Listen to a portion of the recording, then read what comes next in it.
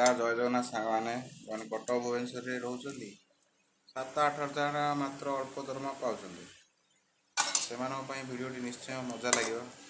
କେତେ ଲାଇଫ୍ରେ ଷ୍ଟ୍ରଗଲ୍ କରିବାକୁ ପଡ଼ିଥାଏ। ସକାଳୁ ଉଠି ରୋଷେଇ କରି ସବୁ କିଛି ତ କରି ହୁଏ ନା। ଭାତ ଯାହା ଟିକେ ଟମାଟୋ ଟିକେ ଚକଟା ଚକଡ଼ି ସୋୟାବିନ୍ ତରକାରୀ ଟିକେ। ଶୀତ ଦିନ ପଖାଳ ତ ଖାଇ ହେବନି। ଖରାବେଳ ପାଇଁ ରହୁଛି ଟିଫିନ୍ରେ। ଏବେ ଟିକେ ଖାଇକି ଯିବା। ରାତିରେ କ'ଣ ଆସିଲା ବେଳେ କ'ଣ ରୁଟି ଟିକେ ଡାଲମା ଟିକେ ନେଇ ଆସିବା। କ'ଣ ଏଇଭଳିଆ ସବୁ ଜୀବନ ଆଉ। ସୋୟାବିନ୍ ରଖା ହେଲା ଖରାବେଳେ ଖିଆ ହେବ। ଆଉ ଟିକେ କ'ଣ ବାହାରୁ ତରକାରୀ ନେଇ ଆସିଲେ ଭାତ ସୋୟାବିନ୍ ଟିଫିନ୍ ଭାତ ରହିଲା। ସୋୟାବିନ୍ ଆଉ ଟିକେ ଭେଣ୍ଡି କ'ଣ ଟିକେ ନେଇଗଲେ ଆଉ ଟିକେ କ'ଣ ନେଇ ଆସିଲେ ଖରାବେଳେ ଖିଆ ହେବ। ସୋୟାବିନ୍ ରହିଲା, ଭାତ ରହିଲା।